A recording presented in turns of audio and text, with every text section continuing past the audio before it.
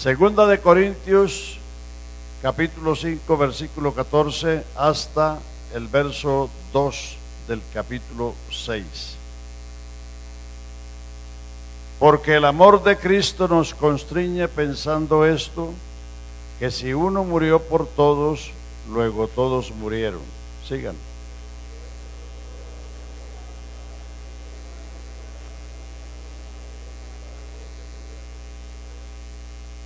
De manera que nosotros de aquí en adelante a nadie conocemos según la carne, y aun si a Cristo conocimos según la carne, ya no lo conocemos así.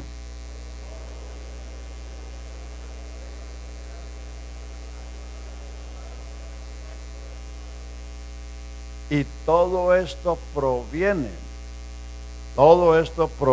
de Dios, quien nos reconcilió consigo mismo por Cristo y nos dio el ministerio de la reconciliación.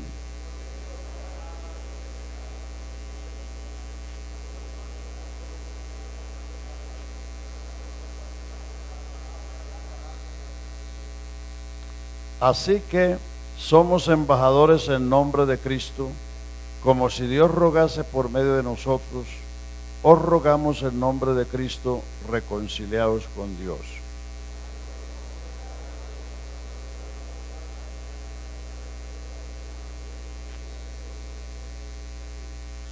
Así pues, nosotros, como colaboradores suyos, os exhortamos también a que no recibáis en vano la gracia de Dios.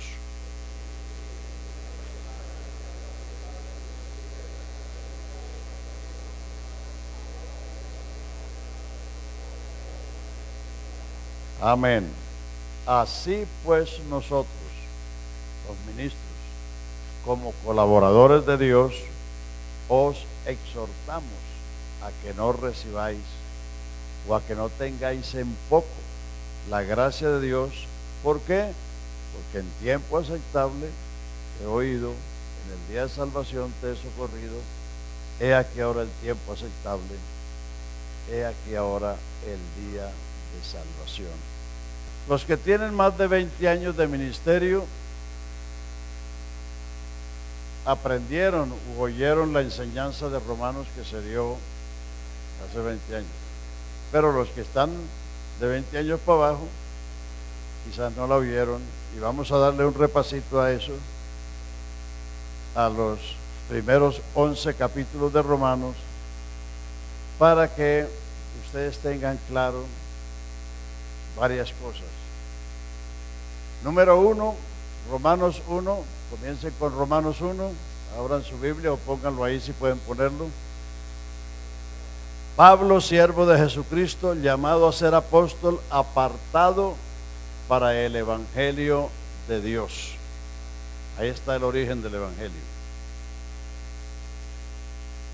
Apartado para el Evangelio de Dios. Las religiones tienen su cuna en este mundo. El budismo nació hace más de 3000 años en la India. El romanismo nació en Roma en el siglo IV. El Islam nació en el año 600 después de Cristo. Y si le vamos buscando el origen a las religiones, encontramos la cuna en algún lugar de la geografía humana y encontramos a uno o a varios mortales como autores o fundadores de esas creencias. Entonces nosotros tenemos que saber, el Evangelio procede de Dios. Número 2, que Él, Dios, había prometido en las Santas Escrituras. Que Dios había prometido en las Santas Escrituras. El Evangelio es una promesa. Eso es el Evangelio. Una promesa de salvación. El Evangelio lo prometió Dios en las Santas Escrituras. ¿Dónde están esas promesas? Están en Génesis. Génesis 3:15, la simiente de la mujer quebrará la cabeza de la serpiente. Génesis 12:3, la simiente de Abraham, en él serán benditas todas las naciones de la tierra.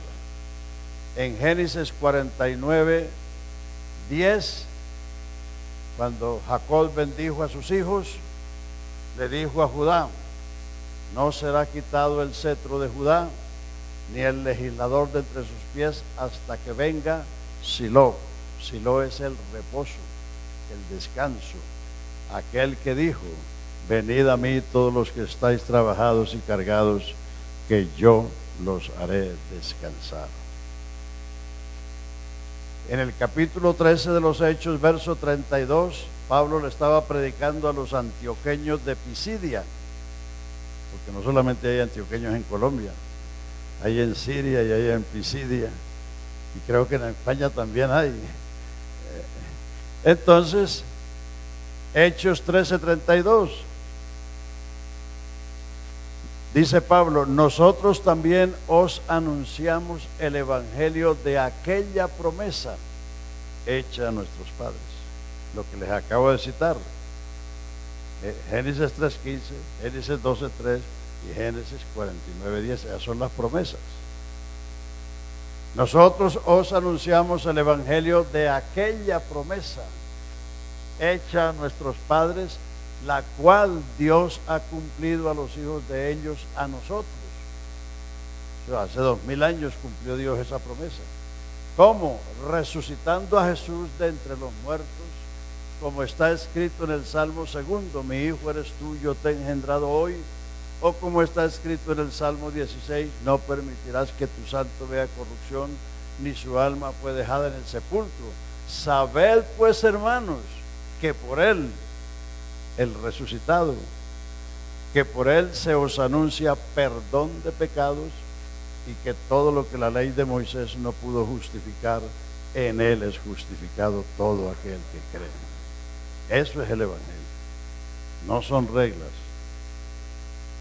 Y hay que predicar no los resultados del evangelio, sino lo que produce los resultados. Se predica mucho los resultados. Y les voy a referir una anécdota de un borracho que cambió al pastor.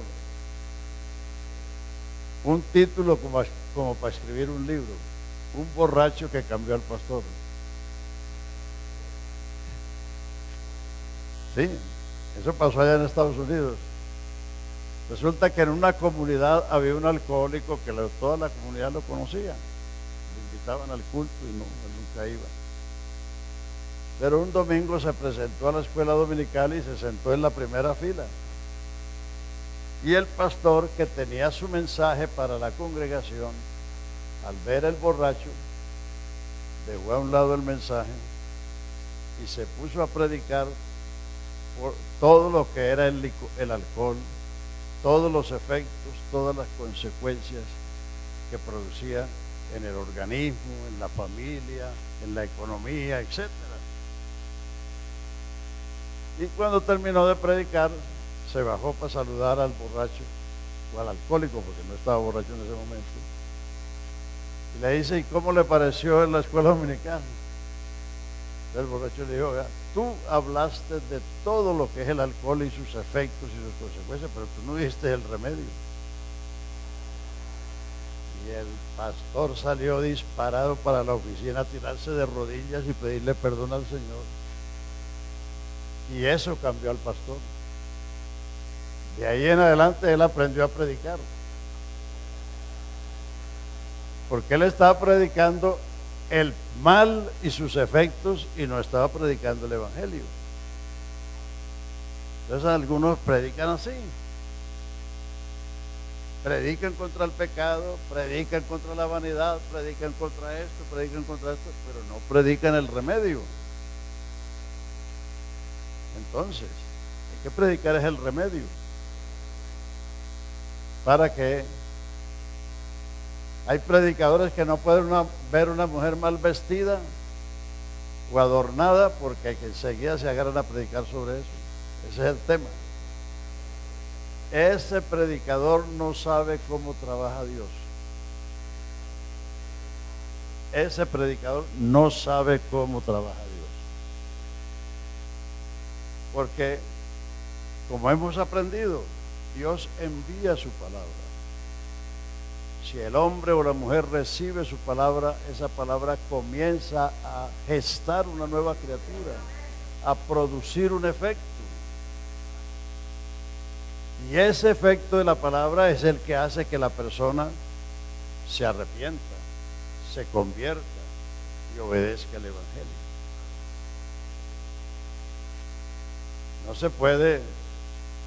No se puede quitarle las escamas al pez sin pescarlo. ¿O sí se puede? Bueno, eso es lo que trata de hacer un predicador que predica de esa manera.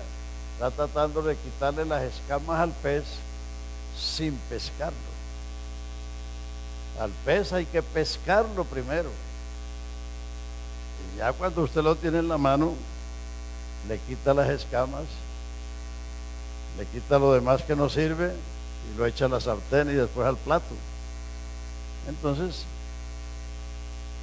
por eso hay una cosa importante que tenemos que tomar en cuenta.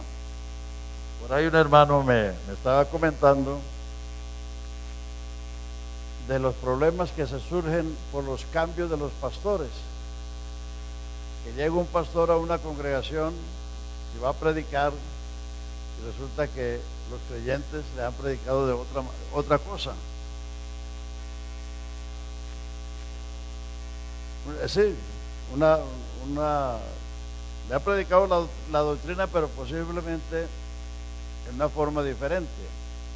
¿Qué hay que hacer ante eso?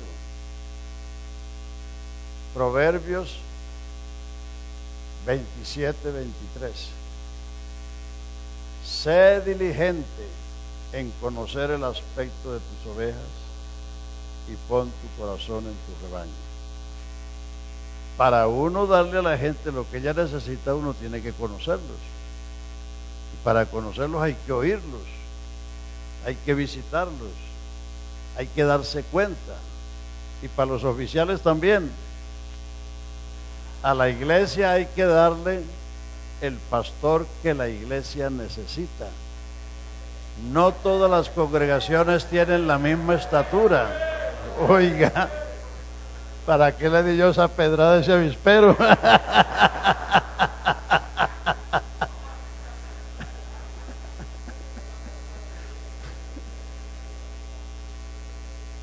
Las congregaciones tienen su estatura. Unas están niñas, otras están adolescentes, otras están jóvenes, otras están adultas y otras ancianas, como la de Bucaramanga, la de Barranquilla, de esas iglesias antiguas. Tienen gente de muchos años.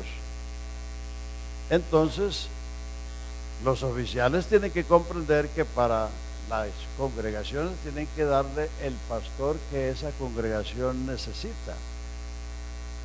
Los traslados no son para acomodar o acomodarse, sino para darle a la iglesia, el pastor que ella necesita para su desarrollo, para su crecimiento. Entonces los oficiales también tienen que considerar la iglesia y el pastor. Porque por eso se suceden casos de que los hermanos que han llegado a una estatura y después le mandan uno que no da esa estatura. O sea que lo mínimo será que ese pastor dé la estatura. Y si tiene una estatura mayor, pues mejor, porque el pastor va delante de las ovejas. El pastor debe saber más, pero hay lugares donde se presentan que la gente viene a cuestionar al pastor, porque es posible que hay personas que saben más que el pastor, porque han tenido pastores que los han enseñado muy bien. Y entonces, el pastor, cuando llega a una congregación nueva o a una congregación diferente, no llega para cambiar todo lo que hay ahí. Si usted llega cambiando todo, usted se está descalificando delante de la congregación. porque está desconociendo lo que hizo el anterior y porque está actuando apresuradamente sin conocer, sin darse cuenta. Entonces lo primero que uno tiene que hacer cuando uno llega a una parte es pedirle al Señor que le dé sabiduría, que le dé gracia, que le dé luz para entender la gente y hablar con ellos, visitarlos, tratarlos. Porque uno oyendo a la gente se sabe lo que hay en ellos. Y el cambio se van haciendo según la necesidad. Cuando yo fui a Bucaramanga en el año 80 y sabía que la iglesia estaba dividida, entonces, y como a mí no me recibieron muy bien, entonces yo no toqué ese punto por año y medio. Yo me puse a enseñarles la carta a los romanos, la carta a los hebreos, me puse a enseñarles, porque para ganarse la gente hay que darle pan. Y cuando uno se ha ganado la gente, las ovejas, entonces cuando uno las puede corregir. Es cuando uno puede decir, vea, eso que usted aprendió no es así, sino que esto es asado. Exacto. Entonces yo esperé año y medio, me puse a enseñarles, ya al año y medio la gente había cambiado respecto a mí, porque habían dado informaciones negativas y entonces yo comencé a enseñar sobre la unicidad. Y entonces ya surgieron entonces los que estaban en contra, entonces comenzaron a repartir los cassettes que habían grabado de 18 dominicales que habían enseñado Campo Elías Bernal. Entonces los hermanos comenzaron a traerme los cassettes a mí para que viera yo la diferencia. Entonces por eso yo pude plantearle al consistorio y plantearle a Campo Elías Bernal que él estaba equivocado en su doctrina, porque yo escuché las mismas las grabaciones de lo que él había enseñado durante 18 dominicales. Entonces uno tiene que primero oír a la gente, conocer la gente, y ahí es cuando uno, por eso un pastor necesita tiempo para hacer el trabajo en la congregación.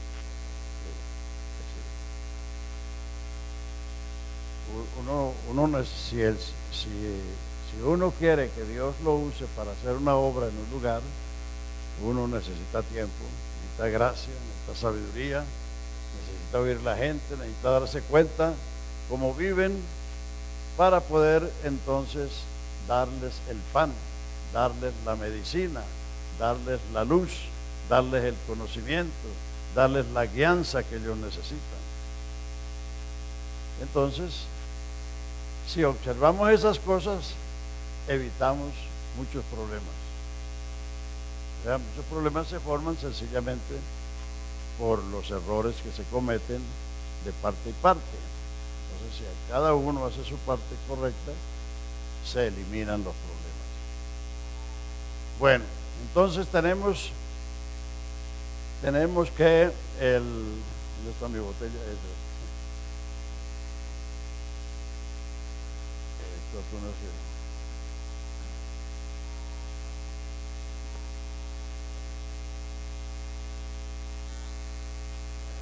Entonces tenemos que el Evangelio es de Dios, número 1, que es la promesa de salvación. Número 3, que habla específicamente de Jesucristo, acerca de su Hijo, nuestro Señor Jesucristo, que era del linaje de David según la carne, y que fue declarado Hijo de Dios con potencia por la resurrección de entre los muertos mediante el Espíritu de santidad. El Evangelio no habla de otra cosa sino de Jesucristo. Los apóstoles no cesaban de predicar y enseñar a Jesucristo en los lugares públicos y por las casas. Hechos 5:42. El Evangelio habla de Jesucristo en los dos grandes aspectos, el humano y el divino, que era del linaje de David ¿Ah? No lo escucho. Ah, exacto. Que era del linaje, por eso dice que era, porque eso ya Pablo escribió la carta en el año 58. Jesús había muerto en el año 33. Por eso dice en Corintios, donde leímos que ya no lo conocemos según la carne. Entonces, que era del linaje de David según la carne, pero que la resurrección de los muertos lo declaró Hijo de Dios con potencia por el Espíritu de Santidad. ¿Por qué la resurrección de Cristo es una declaración universal de que Jesucristo es el Hijo de Dios? Porque en su ministerio público solamente 13 hombres supieron a ciencia cierta quién era Jesús. Los 12 apóstoles, por la revelación que hubo en Cesarea de Filipo a través de Pedro: tú eres el Cristo, el Hijo del Dios viviente. Y Natanael, que después, cuando Felipe lo encontró y le dijo: hemos hallado al Mesías, a Jesús de Nazaret, aquel de quien escribió Moisés y los profetas. Y entonces Natanael, que era un verdadero israelita, dijo: pero de Nazaret puede salir algo bueno. Nazaret es Galilea, y Galilea estaba poblada de gentiles. Entonces Felipe le dice: ven para que veas. Y cuando Natanael caminaba hacia Jesús, Jesús dice: he aquí un verdadero israelita en el cual no hay engaño. Y Natanael dice: ¿de dónde me conoces? Antes que Felipe te llamara, cuando estabas debajo de la higuera, te vi. Fíjese la manera de actuar Jesús. Natanael a primera hora habló de él en una forma casi despectiva. Pero Jesús, que lo conocía, habló de él en una forma honorable, es decir. Entonces, he aquí un verdadero israelita en el cual no hay engaño. Eso por un lado se aprende, que menospreciando menospreciando a alguien realmente no es lo que uno debe hacer, sino por el contrario, reconocer lo que la persona es. Esa fue otra revelación. Entonces enseguida Natanael cambió el lenguaje, porque uno habla de acuerdo a lo que sabe, lo que sabemos, hablamos. Entonces digo: Rabí, tú eres el Rey de Israel, tú eres el Hijo de Dios. Y Jesús le dice: porque te dije, te vi, ¿crees? Mayores cosas que estas verás, porque de aquí en adelante veréis el cielo abierto y los ángeles que descienden y ascienden sobre el Hijo del Hombre. Sí, le explicó la revelación que tuvo Jacob en el desierto.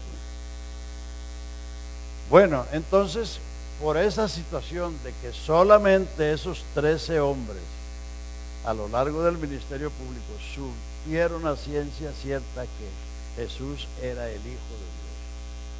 Por eso la resurrección de los muertos de Jesucristo es la declaración universal de que Jesucristo es el Hijo de Dios. Lo dijo Pablo en el mensaje que predicó a los poetas, a los filósofos de Atenas en el Areópago, 17:30 de los Hechos. Les dijo: Dios ha establecido un día, Dios manda a todos los hombres en todo lugar que se arrepientan, por cuanto ha establecido un día en que ha de juzgar al mundo con justicia por aquel varón a quien dio fe a todos con haberlo levantado de los muertos. O sea que la resurrección de Jesucristo debe darle fe a todos, porque Él es el único que ha vencido la muerte. Aleluya. Entonces la resurrección de Jesucristo es el hecho más grandioso que ha sucedido en la historia humana. Por eso Jesús le dijo a los que le cuestionaban o le pedían señales, dijo: a esta generación adúltera y pecadora no le será dada señal, sino la señal de Jonás profeta, que como Jonás estuvo 3 días y 3 noches en el vientre del gran pez, así estará el Hijo del Hombre en el corazón de la tierra. El mensaje de los apóstoles en los Hechos eran 2 cosas. Número 1, que Jesús es el Cristo, porque a Jesús lo crucificaron como un impostor, como un engañador, como un farsante. Esa era la noticia oficial. Y segundo, que los discípulos se habían robado el cadáver para atestiguar o para demostrar que era una mentira lo que Jesús había dicho, que iba a resucitar al tercer día. Entonces el mensaje de los apóstoles era que Jesús es el Cristo y que el Cristo resucitó de los muertos. Y ese es el mensaje. Entonces el Evangelio habla acerca de nuestro Señor Jesucristo, que era del linaje de David según la carne, pero que fue declarado Hijo de Dios con potencia por la resurrección de entre los muertos mediante el Espíritu de santidad. Cuarto, dice el verso 5, ¿y por quién? Por Jesucristo recibimos la gracia, tanto la gracia salvadora como el apostolado, o sea, el ministerio, en todas las naciones, para obediencia a la fe en todas las naciones, por amor de su nombre. Versículo 6, entre los cuales estáis también vosotros llamados a ser de Jesucristo. Ahí está el propósito del Evangelio, el origen, lo que es el Evangelio, una promesa, a quién se refiere el Evangelio, a Jesucristo, y el objetivo del Evangelio es que la gente venga a ser de Jesucristo, porque todos nacimos adámicos, pecadores, mortales y destituidos de la gloria de Dios. Entonces, para que lleguemos o vengamos a ser, a pertenecer a Jesucristo.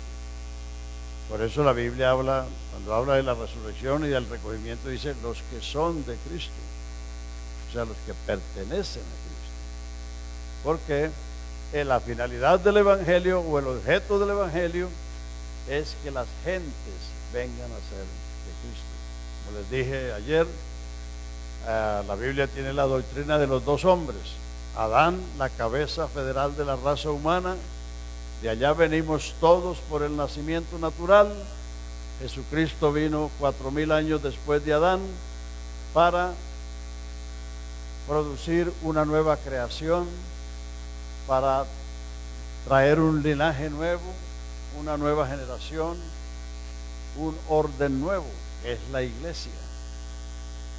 Jesucristo vino para eso, para hacernos hijos de Dios. Vino para que seamos una nueva generación. Vosotros sois linaje escogido, real sacerdocio, gente nueva. Entonces, Jesucristo es la cabeza de la iglesia, y la iglesia es la compañía de los salvos. El que no es salvo no es iglesia. Así vive en el templo, así sea hijo del pastor. Si no es salvo, no es iglesia, porque la iglesia es la congregación de los salvos, la congregación de los redimidos, la congregación de los santos, el pueblo de Dios. Y la iglesia y la gente se añade a la iglesia, como sucedió en Pentecostés. La iglesia nació con 120. De todos esos miles que siguieron a Jesús y recibieron sus favores, solo 120 estaban esperando la promesa que Él les dijo cuando partió al cielo.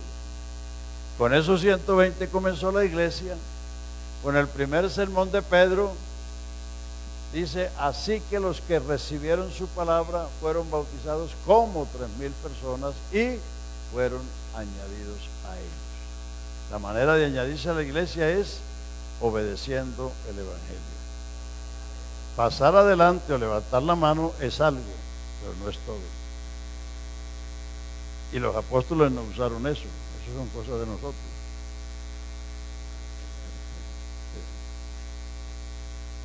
Entonces, los que recibieron su palabra,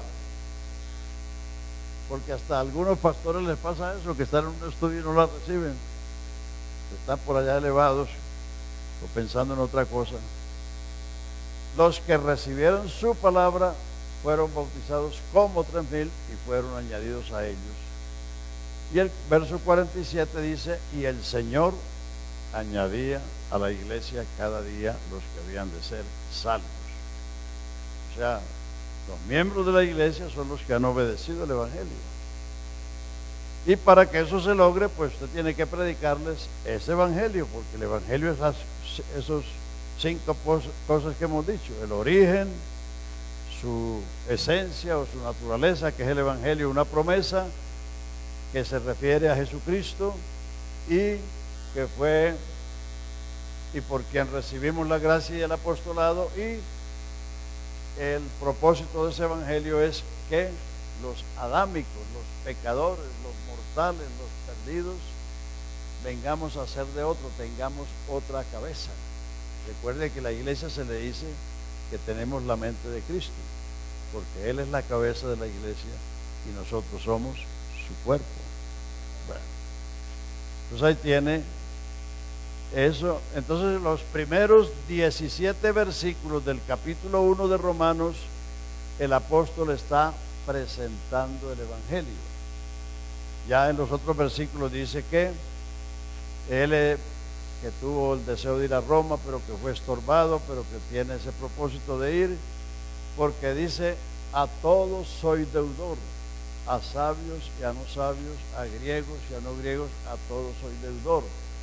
El ser deudor es porque hemos sido enriquecidos con el Evangelio de las inescrutables riquezas de Cristo, y esto nos hace deudores al mundo que nos rodea. Entonces, por eso Pablo dijo: pronto estoy, o listo estoy para llevar el Evangelio a todos, y no me avergüenzo del Evangelio, porque es el poder de Dios para salvar al que lo cree. En ese tiempo, abrazar el Evangelio era candidato para la cárcel, para los azotes y para la muerte. Pero Pablo dijo: no me avergüenzo del Evangelio por 2 cosas: porque es la potencia de Dios para salvar al que lo cree, y porque en el Evangelio se descubre la justicia de Dios por fe y para fe. Ahí está la presentación del Evangelio, los primeros 17 versículos de Romanos 1. Segundo, del verso 18 hasta el 32 está el pecado. Verso 18 dice: porque la ira de Dios se revela desde el cielo contra toda impiedad e injusticia. Impiedad es el pecado contra la piedad, o sea, contra la santidad. Injusticia es el pecado que se comete contra los hombres, contra el prójimo. Y la ira de Dios se revela desde el cielo contra toda injusticia e impiedad de los hombres que cometen con injusticia, o que, como dice el texto, a ver, a esa que detienen con injusticia la verdad, porque lo que de Dios se conoce les es manifiesto, pues Dios se lo manifestó, pero ellos, desconociendo o no queriendo conocer a Dios de esa manera, se hicieron necios, se hicieron fatuos, cambiaron la gloria del Dios incorruptible por la semejanza de hombre corruptible, de aves, de cuadrúpedos y de reptiles. Es decir, el hombre, en su lejanía de Dios, imaginó a Dios como un hombre, luego como un ave, luego como un cuadrúpedo, y terminó arrodillándose a las serpientes y a los camaleones. Ahí está la caída vertiginosa del hombre, la degeneración. Fíjense que ahí aparece el homosexualismo. El homosexualismo es una degeneración, porque el hombre que es homosexual ya no es hombre, y la mujer que es lesbiana ya no es mujer. Eso es una degeneración. ¿Y eso vino por qué? Porque conociendo a Dios a través de la naturaleza, las cosas invisibles de Dios, como son su poder y deidad, se hacen claramente visibles por las cosas hechas, de modo que son inexcusables. Es decir, que la primera revelación de Dios al hombre fue la creación. Los cielos cuentan la gloria de Dios y la expansión denuncia la obra de sus manos. Lo invisible y lo poderoso de Dios se hace claramente visible por las cosas hechas. La creación tiene las huellas de Dios por todas partes. Por eso la Biblia no habla de ateos, sino de necios. Dijo el necio en su corazón: no hay Dios. Porque no hay necedad más grande que desconocer a aquel cuyas huellas están por todas partes. Si usted mira los cielos, si usted mira la vegetación, el reino animal, si te miras a ti mismo, qué maravilla más grande que el hombre. Aleluya.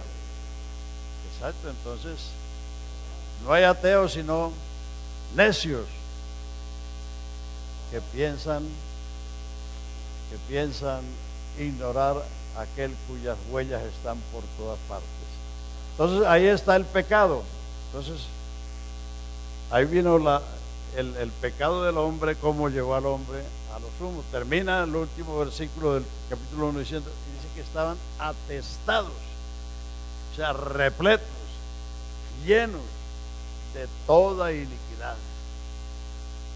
Entonces ahí tenemos la condición del hombre caído.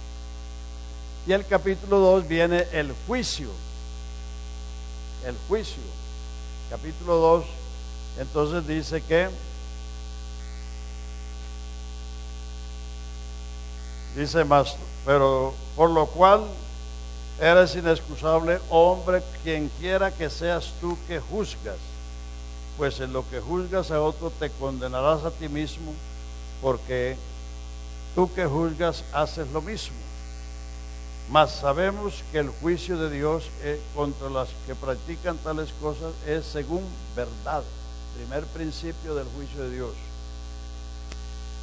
Y piensas esto, hombre, tú que juzgas a los que tal hacen y haces lo mismo, que tú escaparás del juicio de Dios, o menosprecias las riquezas de su benignidad y paciencia y longanimidad, ignorando que su benignidad te guía al arrepentimiento. La benignidad, la bondad de Dios es la que guía al arrepentimiento, no es el infierno. Sí, esa es la benignidad de Dios, la que guía al arrepentimiento. Porque por tu dureza y por tu corazón no arrepentido, atesoras para ti mismo ira para el día de la ira y de la revelación del justo juicio de Dios. Segundo razón o punto, el cual pagará a cada uno conforme a sus obras. Tercero, son los principios por los cuales Dios va a juzgar al mundo. Vida eterna a los que perseverando en bien hacer buscan gloria, honra, inmortalidad, la vida eterna. Pero ira y enojo a los que son contenciosos y los que no obedecen a la verdad, sino que obedecen a la injusticia. Tribulación y angustia para todo aquel que hace lo malo, al judío primeramente y también al griego. Pero gloria, honra y paz a todos los que hacen lo bueno, al judío primeramente y también al griego. Porque no hay acepción de personas para con Dios. En lo que Dios no tiene excepción de personas es en el juicio. Porque en otras cosas sí. Son todos apóstoles, son todos profetas, son todos maestros, todos hacen milagros, porque Dios repartió la gracia a cada uno como Él quiso. Lo que Dios no hace hacer personas es en el juicio. El juicio es sin acepción de personas. Eso tenemos el quinto. O sea, ¿están anotando o no? A ver, primero es según verdad. Segundo, justo juicio. Tercero, pagará conforme a sus obras. Cuarto, sin acepción de personas. Aquí viene lo que tanta gente pregunta. ¿Qué pasa con los abuelos que no conocieron el Evangelio? ¿Qué pasa con los indios que nunca conocieron nada? Ahí están, ahí está.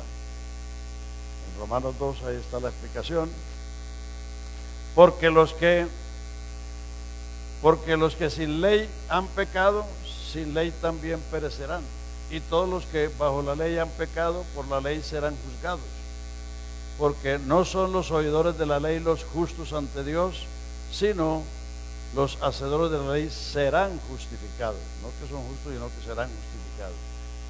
Porque cuando los gentiles que no tienen ley hacen por naturaleza lo que es de la ley, estos, aunque no tengan ley, son ley a sí mismos. Son ley a sí mismos, mostrando la obra de la ley escrita en sus corazones o sus conciencias, dando testimonio su conciencia y acusándoles o defendiéndoles sus razonamientos en el día que Dios juzgará los secretos de los hombres conforme a mi evangelio. Cada persona va a ser juzgada según la luz que tuvo. La tribu más salvaje y más remota tienen leyes por las cuales aprueban y desaprueban ciertos actos. Entonces esa ley está en las conciencias y eso será lo que los defenderá o los acusará en el día del juicio. La ley de su conciencia. El que no oyó el evangelio no pudo creerlo ni rechazarlo. El que cree el evangelio es el que lo oye y también el que lo rechaza, porque no se puede rechazar lo que uno no ha oído, lo que uno no ha conocido. Bueno, entonces ahí tenemos, ¿cuál punto? 5 o 6. 5. Bueno, entonces aquí hasta aquí viene con los gentiles. Ahora aquí la arranca con los judíos. He aquí que tú tienes el sobrenombre de judío y te apoyas en la ley y te glorías en Dios y conoces su voluntad e instruido por la ley apruebas lo mejor y confías que eres guía de ciegos, luz de los que andan en tinieblas, instructor de los indoctos, maestro de niños, que tienes en la ley la forma de la ciencia y de la verdad. Tú pues que enseñas a otro no te enseñas a ti mismo, tú que predicas que no se ha de hurtar, hurtas, tú que dices que no se ha de adulterar, adulteras, tú que abominas a los ídolos cometes sacrilegio, pues tú que te jactas de la ley con infracción de la ley deshonras a Dios, porque como está escrito, el nombre de Dios es blasfemado entre los gentiles por causa de vosotros, los judíos. Pues en verdad la circuncisión aprovecha si guardas la ley, pero si eres transgresor de la ley, tu circuncisión viene a ser incircuncisión. Y si pues el incircunciso guarda las ordenanzas de la ley, ¿no será tenida su incircuncisión como circuncisión? Y el que físicamente es incircunciso, pero guarda perfectamente la ley, te condenará a ti, que con la letra de la ley y con la circuncisión eres transgresor de la ley. Pues, es decir, entonces no es el conocimiento, sino la práctica, es el otro punto. No es el conocimiento, sino la práctica. Y el otro es sino que es judío el que lo es en su interior, y la circuncisión es la del corazón en el espíritu. La circuncisión es la del corazón en espíritu, no en letra, la alabanza de la cual no viene de los hombres, sino de Dios. Entonces, no es por la apariencia, sino por la realidad. Ese es el otro punto. Entonces viene el capítulo 3, continúa con los judíos, el juicio contra los judíos. ¿Qué ventaja pues tiene el judío o qué de aprovecha la circuncisión? Pues mucho. En todas maneras, primero ciertamente les ha sido confiada la palabra de Dios. Ellos fueron los receptores y los depositarios de la ley.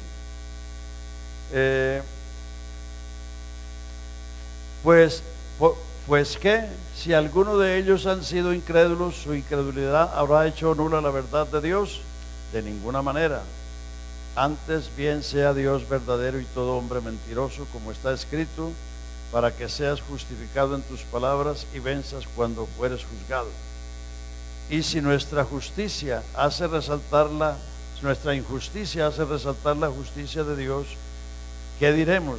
¿Será injusto Dios que da castigo? Hablo como hombre. En ninguna manera.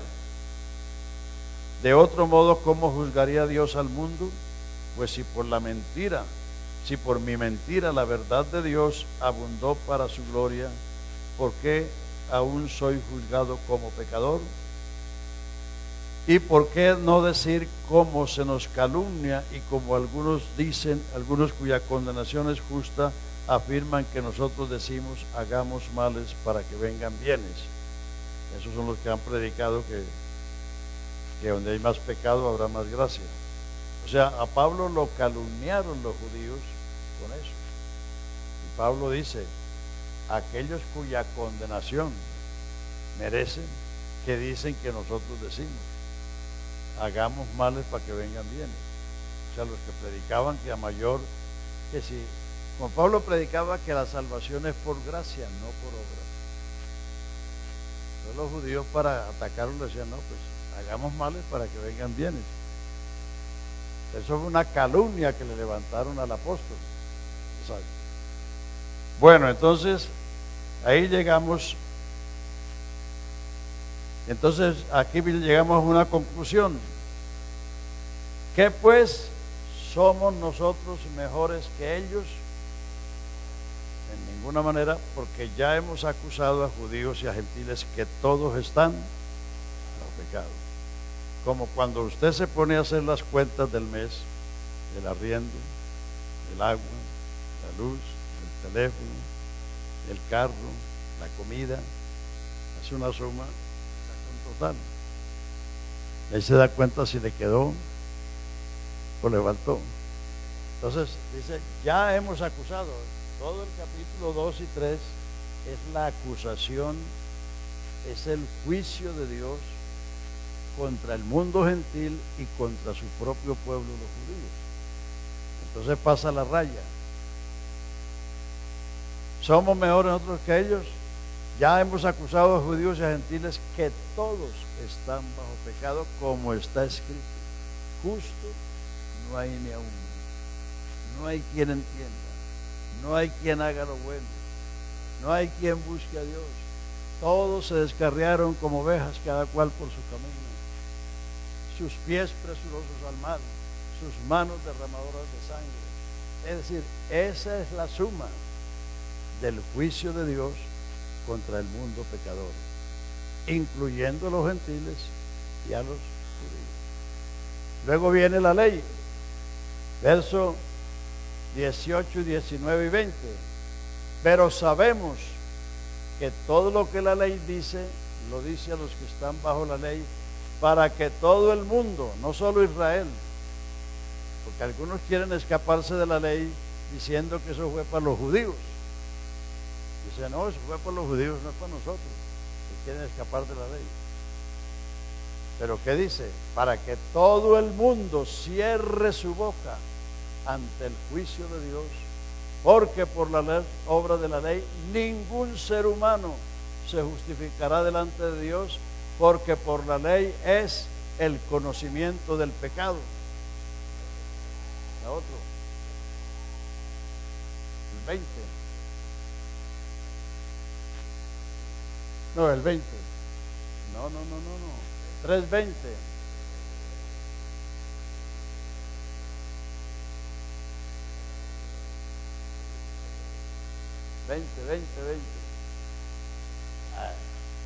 Ya que por las obras de la ley ningún ser humano será justificado delante de Dios, porque por la ley es conocimiento del pecado. Para eso vino la ley. La ley no vino para salvar a nadie, vino para revelar el pecado y, como aprendimos antier, para incrementar o para agravar el pecado. Romanos 5:20, para revelar, para agravar el pecado, para condenar el pecado, para encarcelar al pecador y finalmente para matar al pecador. Esa es la ley. O sea, el que quiere estar en la ley, realmente, el Señor le dijo en la ley: al asesino lo matarás, al adúltero lo apedrearás, al hechicero lo quemarás, ojo por ojo, diente por diente, mano por mano, vida por vida. Así quitarás el mal del medio de mi pueblo. Esa era la ley. No sé cómo es que hay gente que quiere vivir en la ley. La ley mata y condena, el Evangelio salva y da vida. Por eso no se puede mezclar el Evangelio con la ley. Por eso cuando los Gálatas cayeron en esa situación, Pablo le dijo que eran pervertidores del Evangelio. Entonces tenemos que, por eso es importante que sepamos el origen, la esencia, el del Evangelio, el objeto del Evangelio, para que tengamos eso clarísimo y seamos realmente predicadores del Evangelio, no de otras cosas. En el mundo evangélico de hoy se predican miles de cosas que no son el Evangelio. No son el Evangelio. Bueno, entonces tenemos ahí tenemos el pecado, el juicio y la condenación. Entonces el verso 21 del capítulo 3 de Romanos entra la justificación. Ahora después de la ley, ahora sin la ley, ahora aparte de la ley. La ley no está abolida, la ley está cumplida. La ley fue proclamada en el Sinaí y cumplida en el Monte Calvario, pero la ley está establecida para el impío, porque la ley es para el malo. Si a una persona no se arregla las buenas, pues hay que ir donde el juez, porque para eso están ellos. Entonces, ahora, aparte de la ley, o sin la ley, o después de la ley, se ha manifestado la justicia de Dios, testificada por la ley y por los profetas, la justicia de Dios por la fe en Jesucristo para todos los que creen en Él, porque no hay diferencia. Por cuanto todos pecaron, como reza lo anterior, están destituidos de la gloria de Dios, siendo justificados gratuitamente por su gracia, mediante la redención que es en Cristo Jesús, a quien Dios puso como propiciación por medio de la fe en su sangre, con la mira de haber pasado por alto en su paciencia los pecados pasados, con la mira de manifestar en este tiempo su justicia, a fin de que Él sea el justo y el que justifica al que es de la fe de Jesús. Vea cuántas cosas funcionan ahí. Cuando un pecador cree, Abraham creyó y Dios se lo contó por justicia. Lo que la gente necesita para ser justificado, para ser salvos, es creer el Evangelio. No es que el pastor le ponga un poco de reglas. Y allá en Medellín, en una de las visitas que me hacía el hermano Larce allá, íbamos para un culto para allá en un barrio con el hermano Larce y un pastor. Y ese pastor le dice al hermano Larce: hermano, ¿cuántos centímetros de la rodilla para abajo tiene que tener la falda de las hermanas? El hermano Larce le dijo: yo no me la paso mirándole las piernas a las hermanas. Y ese pastor hubo que destituirlo por inmoralidad.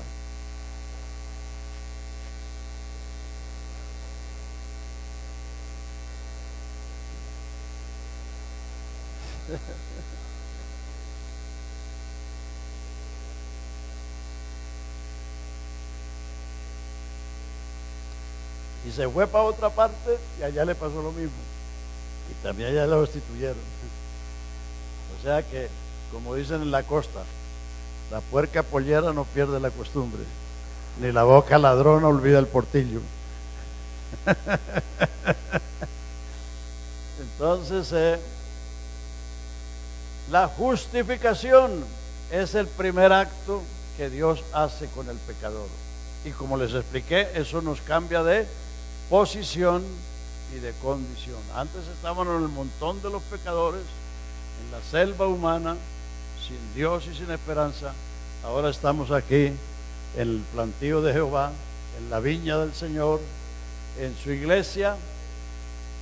Entonces eso es lo que la Biblia llama santificado. Santificado es lo que Dios escoge y aparta para Él. Y allí es donde vamos a ser santificados. Bueno, entonces tenemos ya la justificación. Entonces ahí siguen unas preguntas en el capítulo 3 que dicen: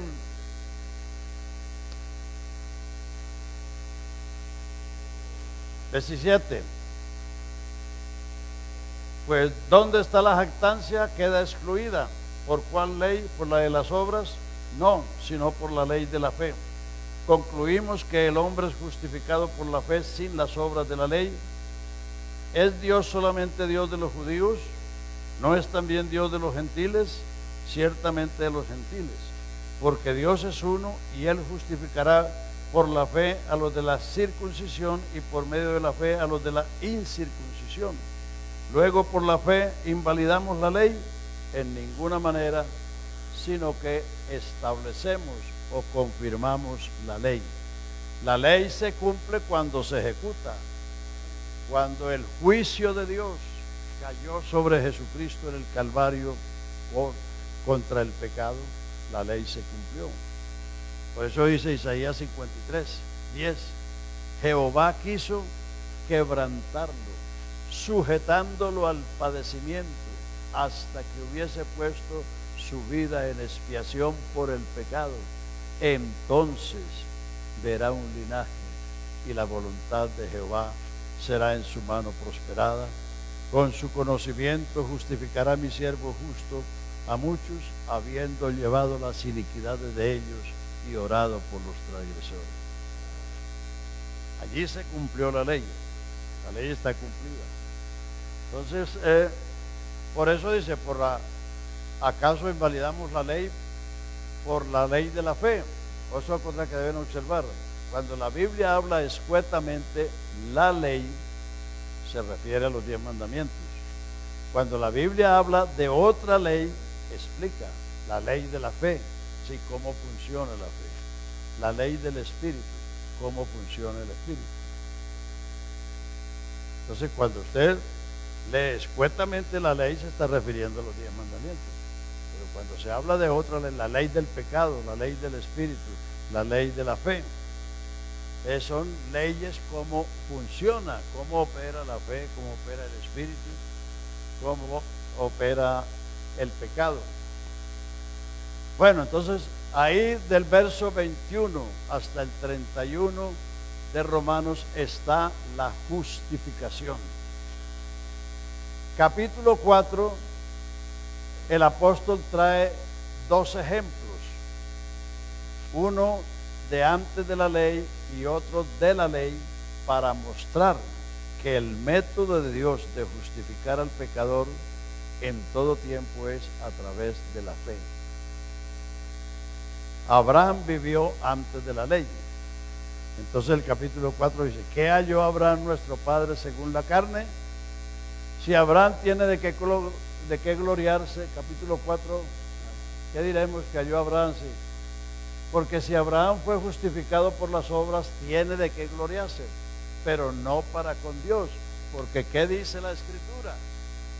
Creyó Abraham a Dios y Dios se lo contó por justicia. Y el otro versículo: pero el que obra, no se le cuenta el salario como gracia, sino como deuda. Al que trabaja, no se le hace el favor de pagarle. Se le tiene que pagar porque se le debe. Entonces, al que obra, se le cuenta por deuda y no por gracia. Pero entonces, ¿qué dice el otro versículo? Mas el que no obra, sino que cree en aquel que justifica al impío, su fe le es contada por justicia. Hermanos queridos, lo que el mundo necesita es la fe.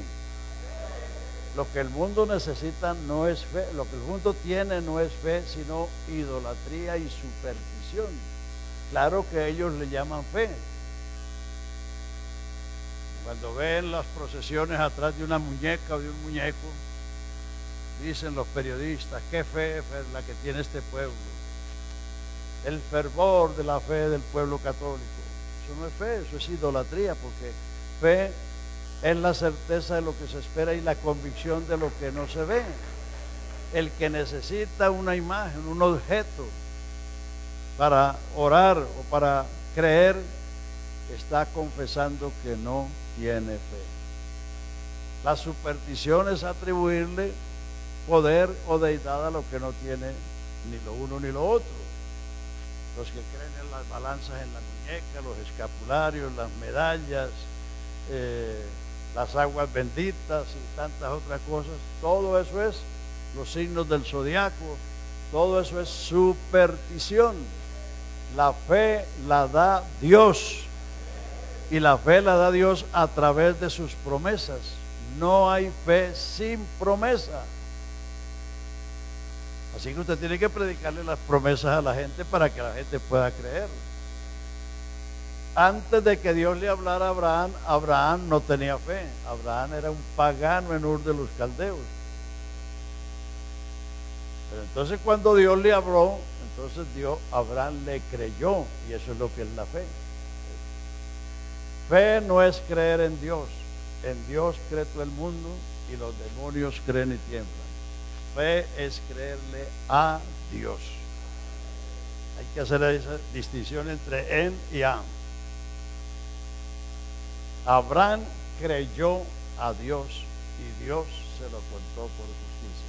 Entonces el ejemplo es que Abraham creyó y Dios le contó la fe por justicia. O sea que Abraham no fue justificado por sus obras, sino por la fe.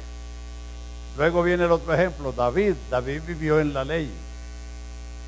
Entonces cita el Salmo 32, donde dice, como también David dice, bienaventurado aquel cuyas transgresiones son perdonadas y cubiertos sus pecados.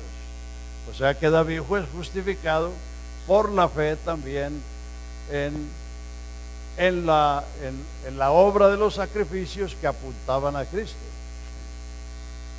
Entonces el capítulo 4 son dos ejemplos, uno de antes de la ley y otro de la ley, para probar, para demostrar que el método de Dios para justificar al pecador es la fe. Dios no trabaja de otra manera, es la fe.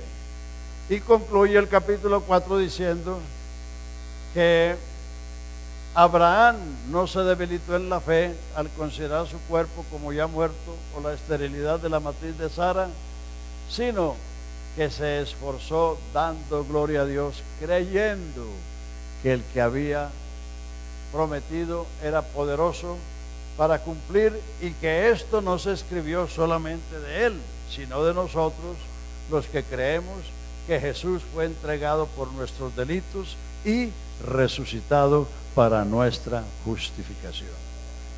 Entonces, ahí está la prueba contundente de que cualquier otro método es ajeno al propósito de Dios.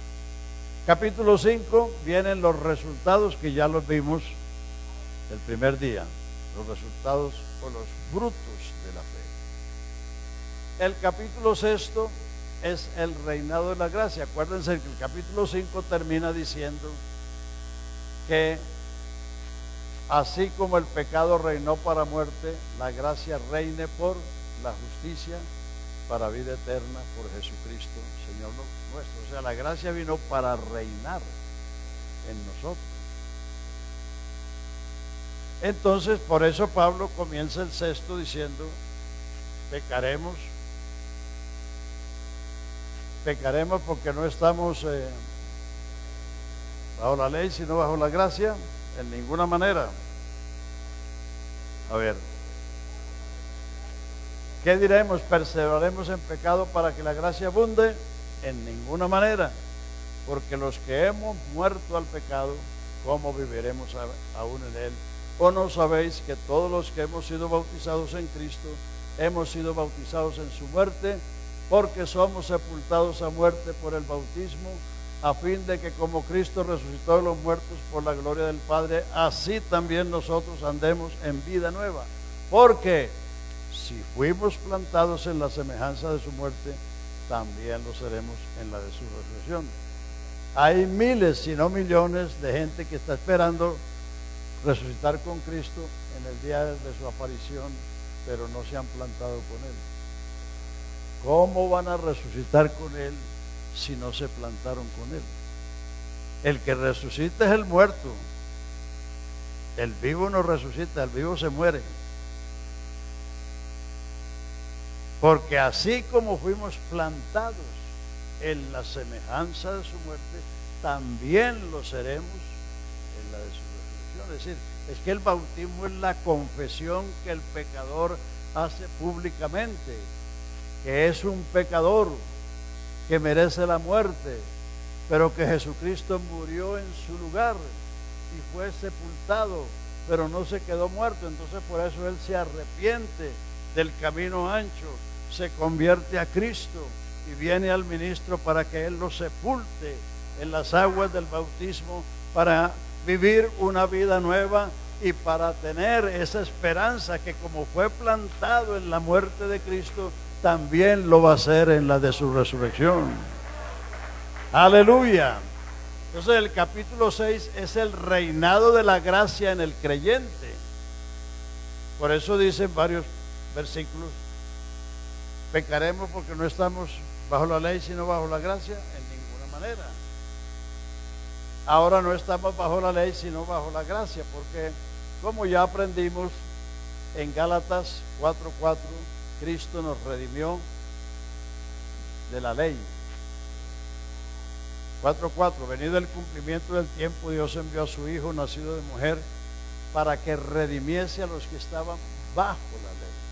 Porque la ley es una cárcel de 10 barrotes, donde Dios encerró a toda la humanidad bajo pecado y condenación. Lo dice Gálatas 3:19, si quieren pase por ahí. Gálatas 3:19, Pablo pregunta: ¿para qué sirve la ley? ¿Cuál es el ministerio de la ley? ¿Cuál es el oficio de la ley? ¿Por qué Dios dio una ley? La ley fue añadida. La ley es una añadidura, no es lo mayor. Ese es el error del judaísmo, que tienen la ley como lo máximo.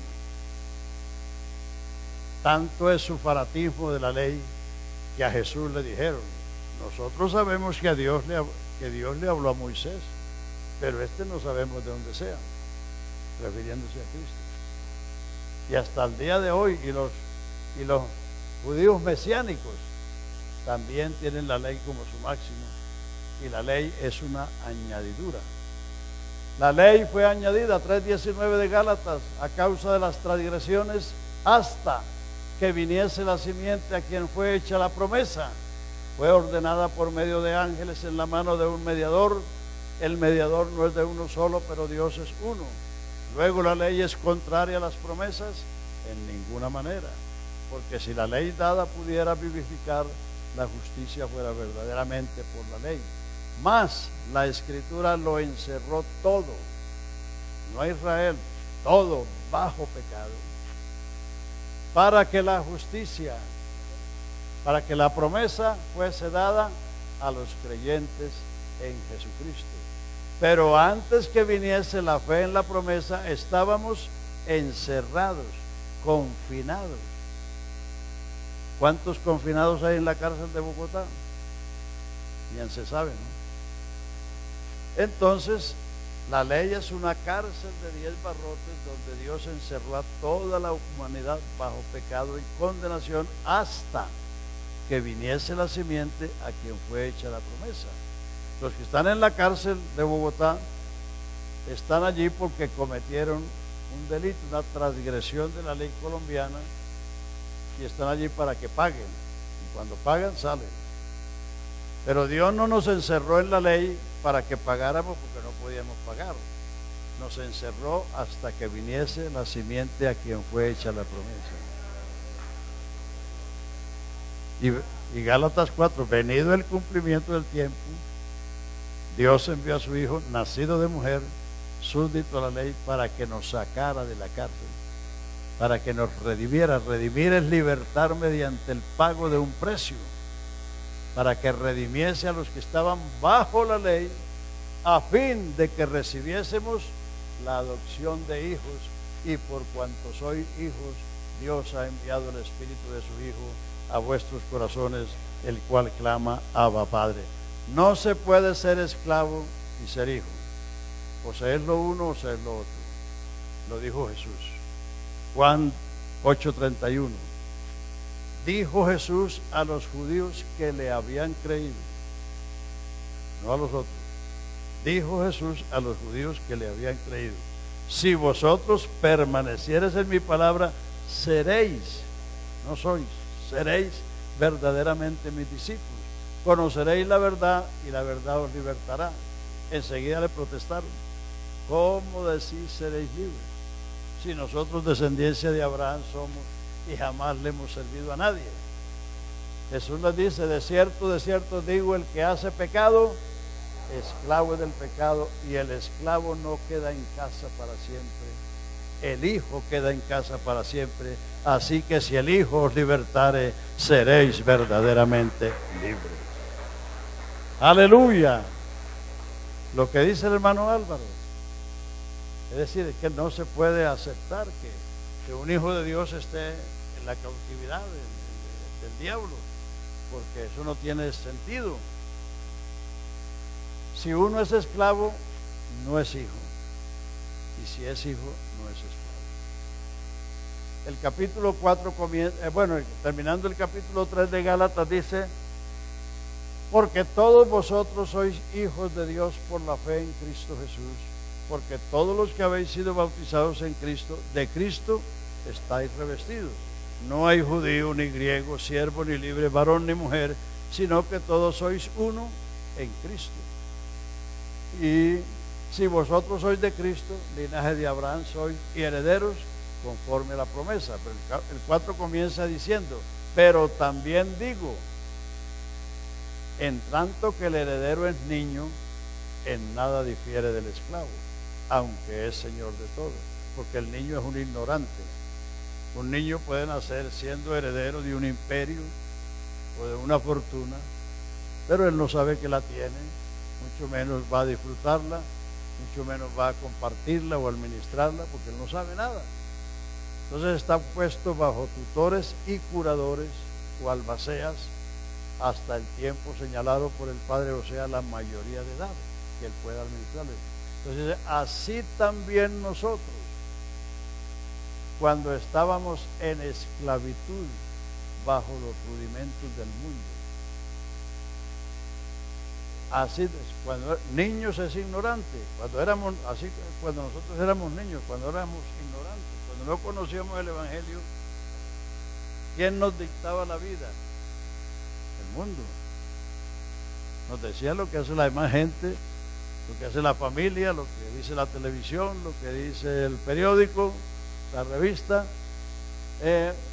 Así también nosotros, cuando éramos niños, estábamos en esclavitud bajo los rudimentos del mundo. Pero, venido el cumplimiento del tiempo, Dios envió a su Hijo, súbdito a la ley, para que redimiese.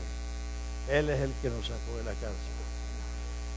Y Él es el que va a sacar de la cárcel a los demás. Nadie más lo puede hacer. Aleluya. Aleluya. Entonces, ahí tenemos en el capítulo 6 el reinado de la gracia. Así como el pecado reinó para muerte, como el pecado llenó el mundo de cementerios, la gracia vino para llenar el mundo de santos, de salvos, de iglesias. Aleluya. Y eso solo lo hace la gracia de Dios. La gracia de Dios. Bueno, entonces, Noten el verso 22 del capítulo 6. Pero gracias a Dios que aunque fuisteis siervos del pecado, ahora habéis sido hechos siervos de la justicia y tenéis por vuestro fruto la santificación y como fin la vida eterna. Ahí es donde aparece la palabra santidad en el plan de salvación, porque Romanos es el plan de salvación. O sea que la santificación es un fruto de la justificación, de la redención, de la liberación, de la reconciliación. Es un fruto. Y usted no va a sacudir el árbol para que produzca, sino que tiene que esperar que el árbol produzca en su tiempo la cosecha. Vamos a tener un poquito de esto sobre la santidad, porque por algún tiempo o por algunas partes, tanto los pastores como las hermanas han pensado que la santidad está en el vestido. Si la santidad estuviera en el vestido, las monjas no la tendrían ganada hace mucho tiempo. El hábito no hace al monje. ¿Cuántos delincuentes han asaltado bancos vestidos de cura o de monja? ¿Cuántos delincuentes se han volado de la cárcel disfrazados de cura o de monja? El hábito no hace al monje. El monje hace el hábito. Todo monje, sean los hindúes que tienen ese balandrán amarillo, o los curas con su sotana, o las mujeres con su balandrán, ellos llevan con orgullo eso, porque el monje sí hace el hábito, pero el hábito no hace al monje. El apóstol Pedro, que es uno de los que habla de la ética cristiana, en el capítulo 3 de Primera de Pedro, dice: porque así se ataviaban aquellas santas mujeres que esperaban en Dios. Se ataviaban así porque eran santas, no para ser santas. Entonces hay que poner las cosas en su sitio. La santidad es un fruto. Vamos a gastar un espacio para esto. Tenemos que, todavía son las 11:30. ¿Cómo?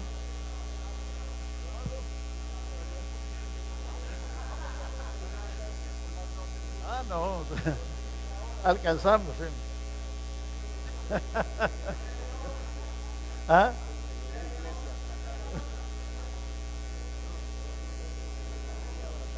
Ese reloj está inconverso, ¿no? Bueno, vea, la santidad tiene 3 fases o 3 etapas. Escúchenme bien, pastores y hermanas, para que no vayan a decir por allá otra cosa. La primera etapa es la santidad ambiental. Santidad ambiental, del ambiente. Ya se lo dije ayer en Colosenses y en Tesalonicenses, pero se lo repito. Colosenses 1:12,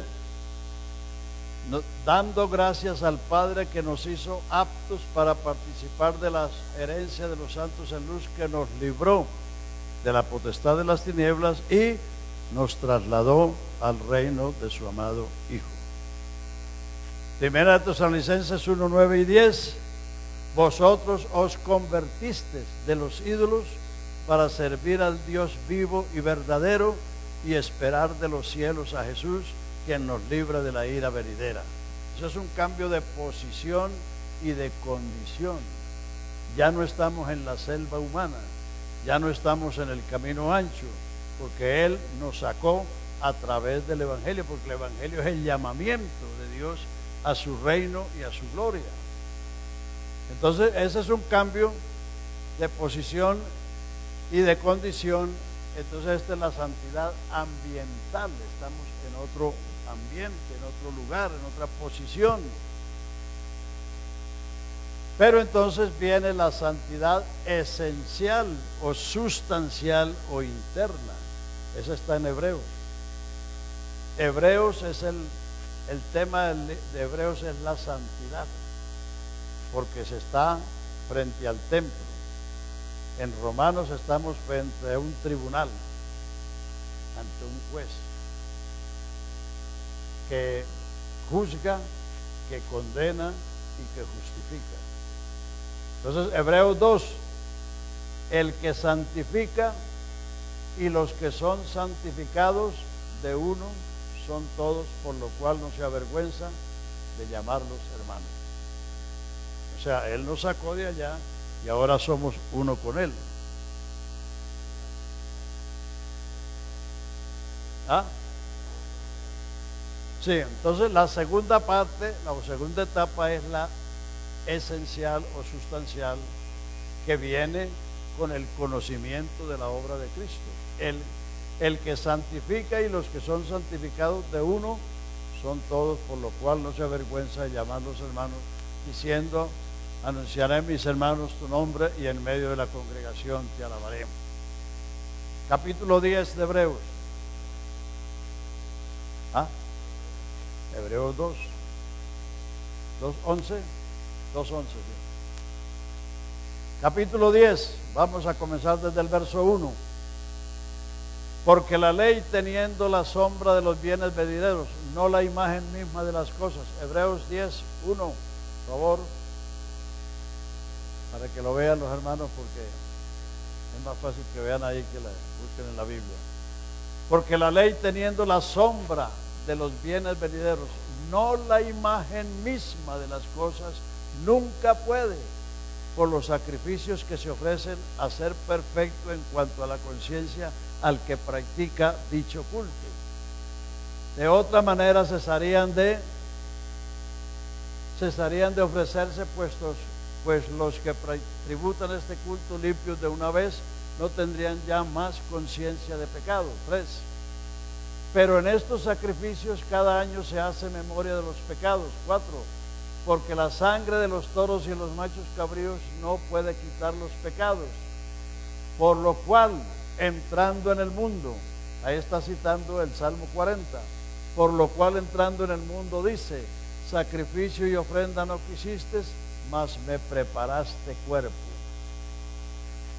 Siga. Holocaustos y expiaciones por el pecado no te agradaron. Entonces dije: he aquí que vengo, Dios, para hacer tu voluntad, como en el rollo del libro está escrito de mí.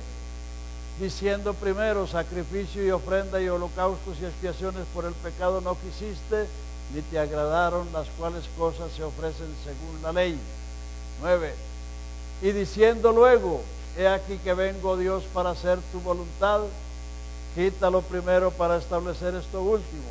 En esa voluntad, la del que vino, la del que se preparó cuerpo, en esa voluntad somos presentes, santificados, ¿cómo? Por la ofrenda del cuerpo de Jesucristo, hecha una vez para siempre. Entonces, la mundanalidad en la iglesia es pobreza de Cristo. Sí, Señor. No se queje de la mundanalidad, predique a Cristo. La mundanalidad es pobreza de Cristo,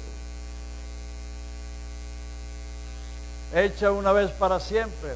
Y sigan, 11. Y ciertamente todo sacerdote está día tras día ofreciendo los mismos sacrificios que nunca pueden quitar los pecados, pero Cristo, habiendo ofrecido una vez para siempre un solo sacrificio por los pecados, se ha sentado a la diestra de Dios, de ahí en adelante esperando hasta que sus enemigos sean puestos por estrado de sus pies, porque con una sola ofrenda hizo perfectos para siempre a los santificados. Sigue ahí. Y esto lo atestigua el Espíritu Santo después de haber dicho: este es el pacto que haré con ellos después de aquellos días, dice el Señor, pondré mis leyes en sus corazones y en sus mentes las escribiré. Y añade: y nunca más me acordaré de sus pecados y transgresiones, porque donde hay ofrenda por estos, donde hay remisión de estos, no hay más ofrenda por el pecado. Entonces viene una conclusión. Así que, hermanos, tenemos libertad de entrar al lugar santísimo por la sangre de Jesucristo, por el camino nuevo y vivo que Él nos abrió. Esto es por el velo de su carne que fue rota. Ahí está la santificación esencial, la interna, la que produce un fruto. O sea, hay que predicar eso. En la ley, por eso se dijo que la escribieran en los postes, que se la pusieran en la mano, que se la pusieran en la frente, porque Israel era un pueblo terrenal, no era un pueblo nacido de nuevo.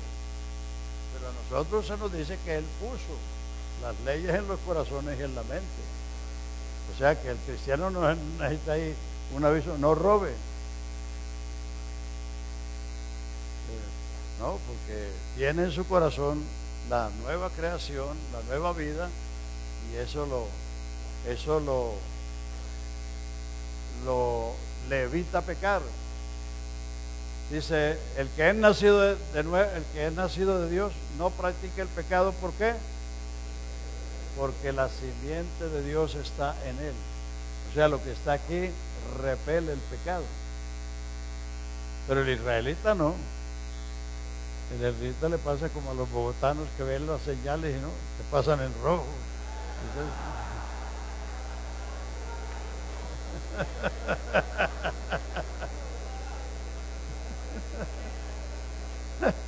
Aunque tienen el mandamiento, ahí no lo respetan.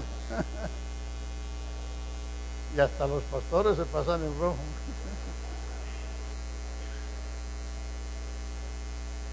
Y si lo coge el policía, le va a doblar la multa por ser pastor, transgresor de la ley. Bueno, entonces ahí está la santidad esencial. O sea, la santificación se produce acá en la iglesia. Es decir, por eso dice Pablo, Cristo amó la iglesia. ¿Cuándo fue eso? Antes de la fundación del mundo.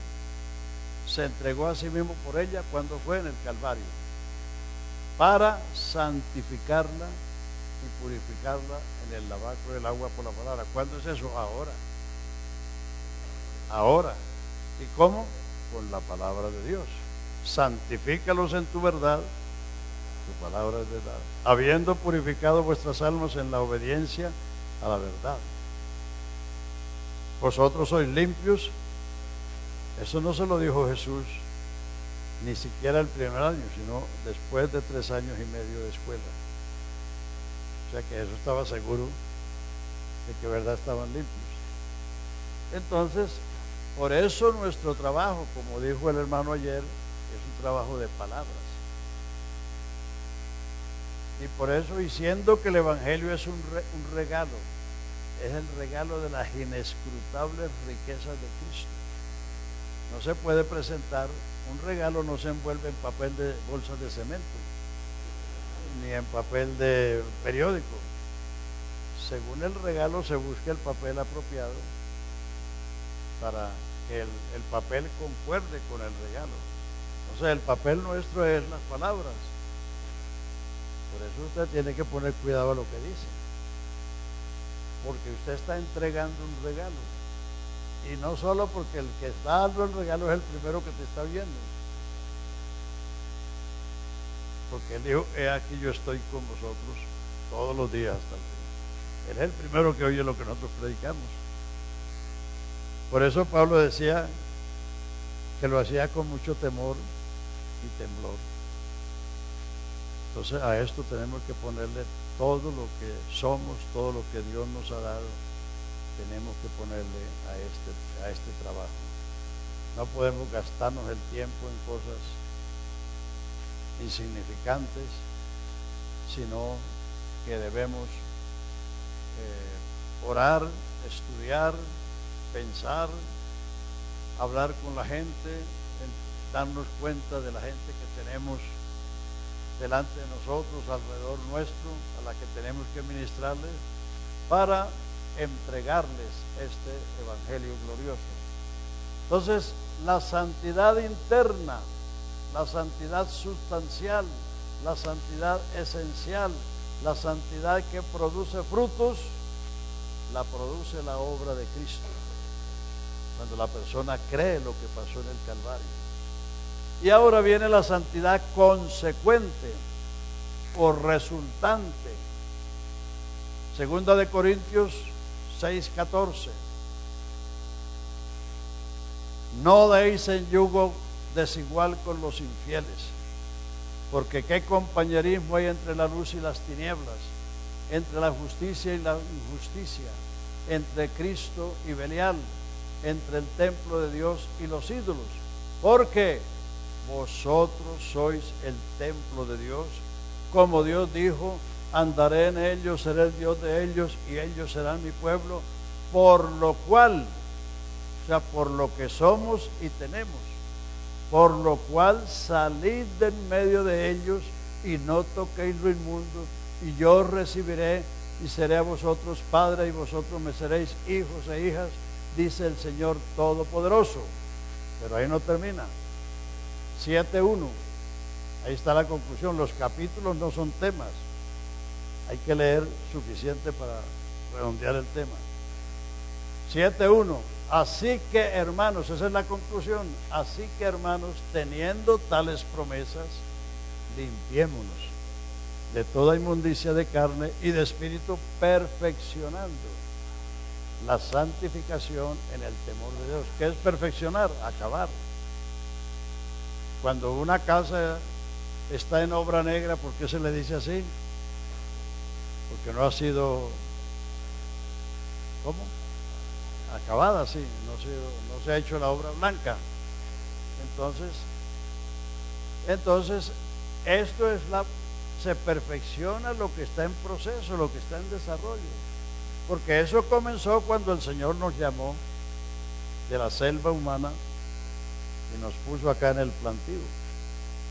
Entonces la santificación es aquí en la iglesia. Por eso es que la gente necesita venir al culto para oír la palabra.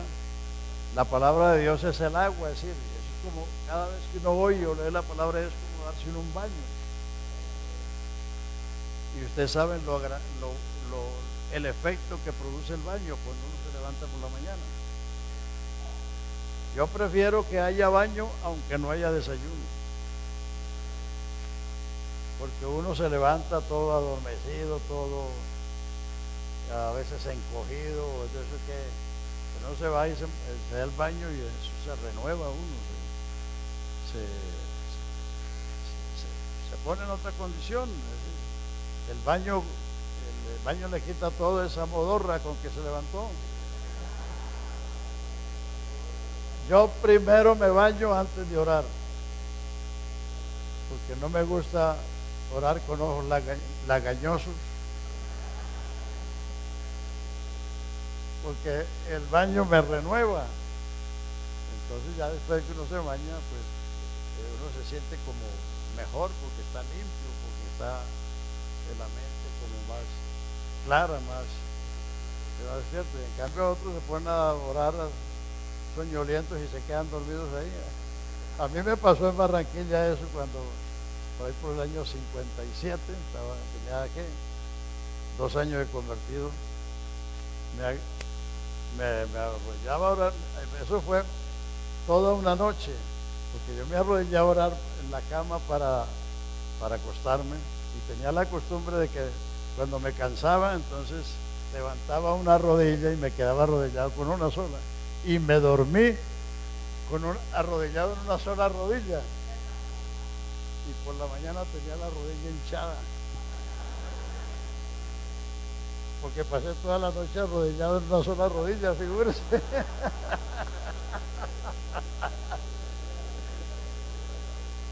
Entonces de ahí fue que nació el hecho de que yo prefiero hacer una zanja en vez de hacer un hoyo.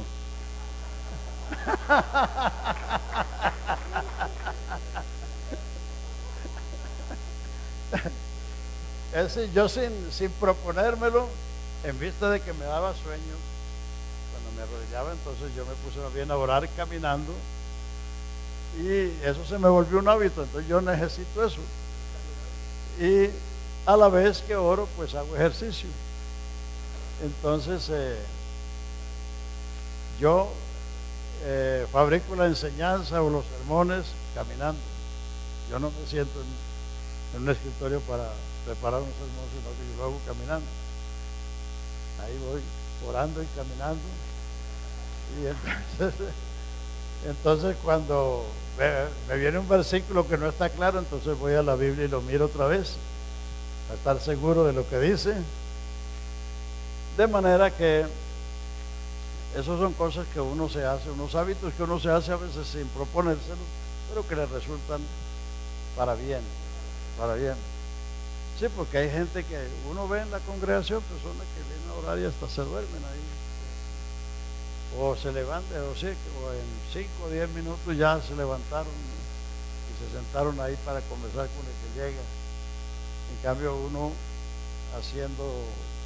buscando ejercitar la mente y el espíritu en la oración, entonces uno va mejorando todo esto.